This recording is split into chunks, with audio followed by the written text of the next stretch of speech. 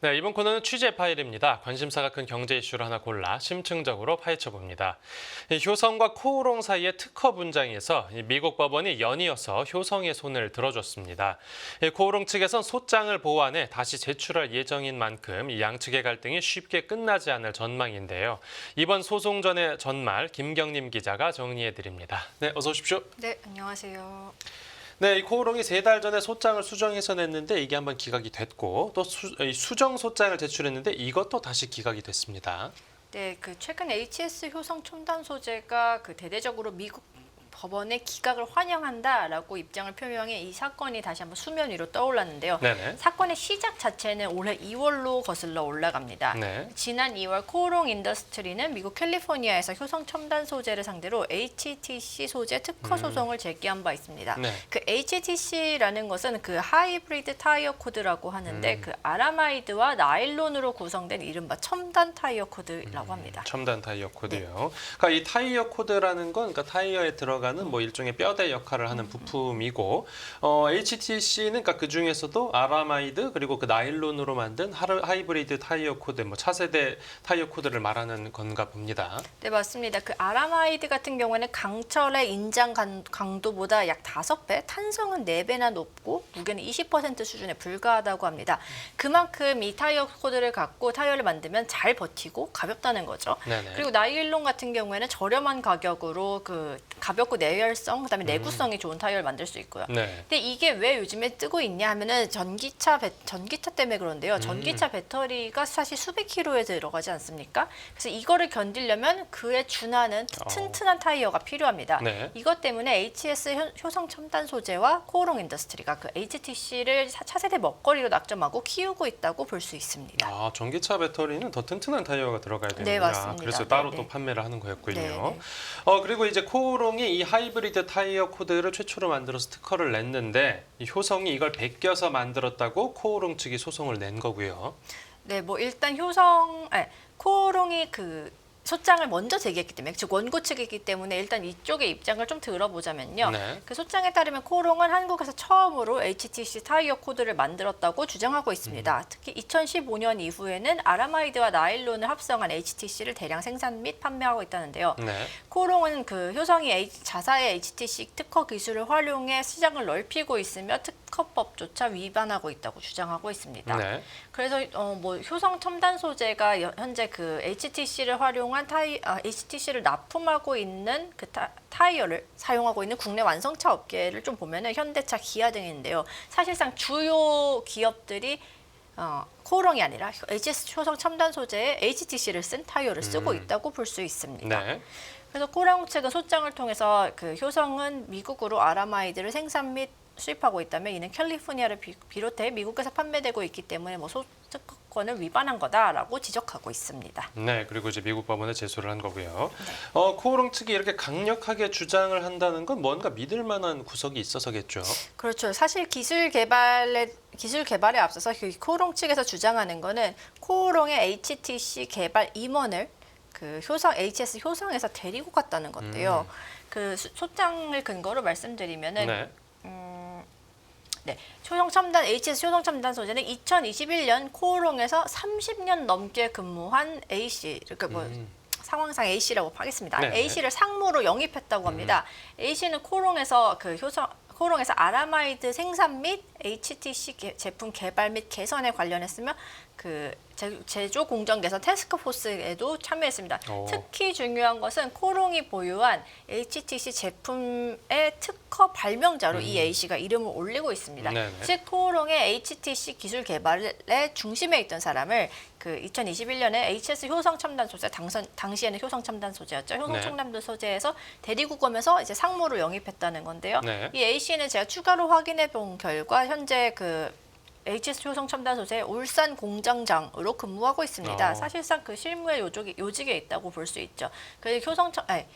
울산 공장이 어떤 곳이냐면은 HS 효성 첨단 소재의 자체 아라마이드 브랜드인 알켭스의 주요 생산 거점입니다. 그래서 정리하자면은 HS 효성 첨단 소재의 아라마이드 브랜드인 알캑스라는 그 주요 소재잖아요. 여기에 지금 코오롱의 전직 임원이 공장장으로 근무하고 있다. 이것을 근거로 코오롱은 소를 제기했다라고 보시면 될 것 같습니다. 네, 뭐 이직은 이제 직업 선택의 자유가 있으니까 할 수 있는 건데 그 목적 자체가 그러니까 기술 유출이 목적이었다라고 하면 이제 코오롱 측이 판세를 뒤집을 수도 있었던 건데 근데 실제 결과는 이제 미국 법원이 효성 측의 손을 들어줬습니다. 맞습니다. 그 지난 9월 27일 미국 현지 법원이 공개한 기각 결정서를 읽어보면요.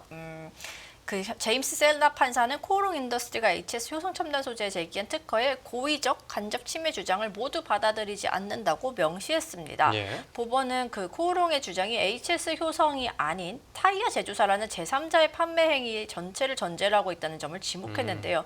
그러니까 HS 효성 첨단 소재가 직접 코오롱의 그 기술을 베꼈다기보다는 결과적으로 타이어 회사가 이거를 쓴 게 아니냐 이런 거라고 해석할 수 있습니다. 네. 특히 중요한 건 이제 어떤 특허 소송을 걸을 때는 이 제품이 이렇게 이 기술을 썼다라는 거를 증명해내야 되는데 그 코오롱 인더스트리가 제출한 그 소장을 보면은 어떤 특정 제품이라고 나와 있지 않고 그 기술만을 보여주고 있거든요.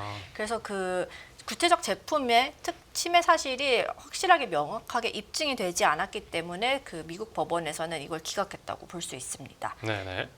그리고 제가 직접 소장을 봤을 때도 그 HTC 자체를 확대한 현미경 사진이나 뭐 기술 설명 페이지 같은 건 있었지만 어떤 제품이라는 걸 리스트업하지는 못했더라고요. 네, 우리 쪽에는 어떻게 뭐 소송을 제기한 건 없습니까? 네. 그래서 이제 현재는 HS 효성 측에서 따로 한국특허심판원에 무효 심판을 제기하며 대응하고 있고 현재 결과를 기다리고 있습니다. 네, 미국과 이제 우리나라에서 이제 양방에서 이제 소송을 제기한 상태인데 코오롱 측에서는 이번에 기각이 되긴 했지만 여기서 멈추지 않고 계속 싸움을 이어 나간다고요.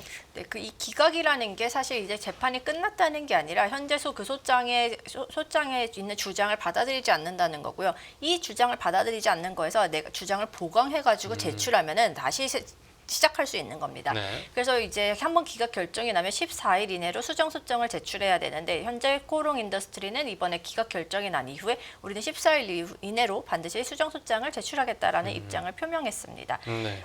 그런 양사 간의 법적 공방이 그간은 사실 언론에서 그렇게 대대적으로 보도하지 않았고 그 홍보실에서도 내세우고 싶지 않았던 얘기인데 이번에 이렇게 먼저 HS 효성 첨단 소재에서 언론 발표를 하고 여기에 대해 코오롱 인더스트리도 공식 발표를 함으로써 이 싸움이 그냥 잠깐 끝나고 합의로 그칠 것이 아니라 조금 더 장기화될 수 있다라는 걸 유추해 볼 수 있지 않을까 합니다. 코오롱이 이렇게까지 좀 집착하는 거 보면 이제 앞에서도 잠깐 소개가 나왔지만 그 하이브리드 타이어 코드라는 게 뭐 진짜 차세대 먹거리기는 한가 봅니다. 네, 맞습니다. 그 글로벌 시장 조사 업체 그 마켓이라는 곳의 분석에 따르면은 그 현재 타이어 시장은 2023년 28억 달러에서 네. 2030년 112억 달러로 연평균 21.7% 빠르게 성장할 것으로 관측되고 있습니다. 한마디로 돈이 되는 시장입니다. 돈이 되는 시장이라는 것은 전기차 시장도 확대되고 있고 전기차에 들어가는 타이어는 교체 주기가 기존 타이어보다 더 빠르기 때문인데요. 예. 앞서 잘 말씀드렸듯이 그 마모가 적다든가 하중에 대한 지지력이 좋은 게 이 HTC라는 타이어 코드의 특징입니다. 네. 그렇기 때문에 전기차 타이어에서도 굉장히 중요하게 활용되고요. 제조사 입장에서도 수익성이 훨씬 좋습니다. 왜냐면은 잠깐 말씀드렸지만 전기차 타이어의 경우에는 교체 주기가 2-3년 정도로 기존 내연기관차의 절반이라고 합니다. 기존 내연기관차는 타이어를 한 5-6년에 한 번 갈아줘야 된다면 전기차는 2-3년에 한 번씩 갈아줘야 된다는 건데요. 네. 그러니까 비싼 소재를 쓰는 비싼 타이어를 좀 더 자주 갈아줘야 된다는 거죠. 그렇기 때문에 타이어 코드 회사 입장에서도 타이어 회사 입장에서도 수익성이 좋을 수밖에 없습니다. 네. 그래서 현재 글로벌 타이어 코드 시장의 1, 2위 같은 경우에는 각각 HS 효성 첨단 소재와 코오롱 인더스트리가 쥐고 있고요.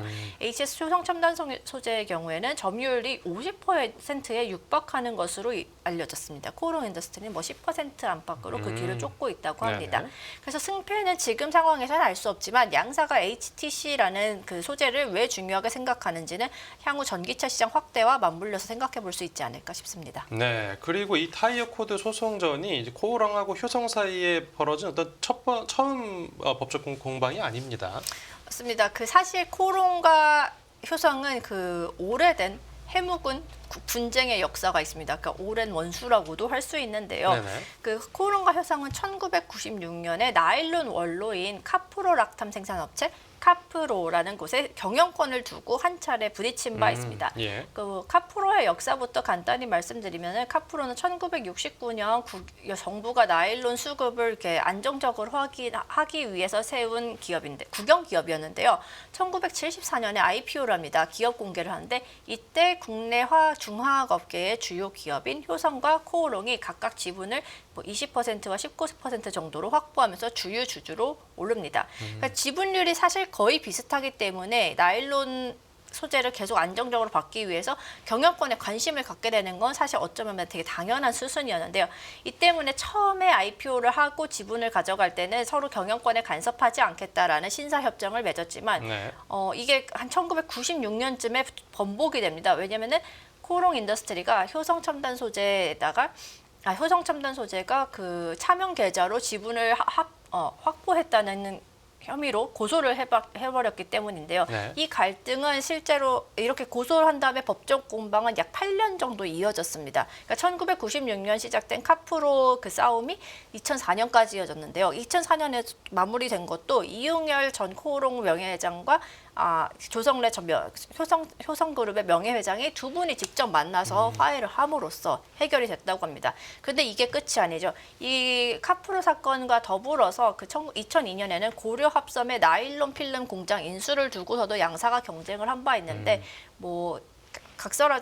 줄여서 말씀드리자면 이후에 코롱이 그중에 라인 하나를 우리나라 기업인 효성이 아니라 다른 미국 기업에 팔므로써 더 배신을 때렸다 이런 평가도 나오고 있습니다. 네. 그런데 앞에서 이제 그 코오롱 쪽의 입장을 이제 들어보고 코오롱 소장 내용을 살펴보고 이제 미국 법원의 그 이번 판결 결과를 봤는데 그러니까 효성 쪽에서도 뭐 따로 소송을 제기하거나 한 겁니까? 저도 그 부분을 특이하게 생각하고 있는데 보통은 이렇게 특허 소송이 들어오면은 무효 소송으로 대응을 하거든요. 무효 네. 소송은 그 특허 심판원이라는 곳에서 결정하는 건데 그게 나중에 소송에서도 뭐 반론의 증거가 된다던가 할 수 있는데 네. 아직까지 효성 측에서는 그 무효 소송은 미국에선 진행하지 않고 한국에서만 하고 있는 것으로 보입니다. 네, 앞으로의 움직임 또 어떻게 나올지 한번 지켜보겠습니다.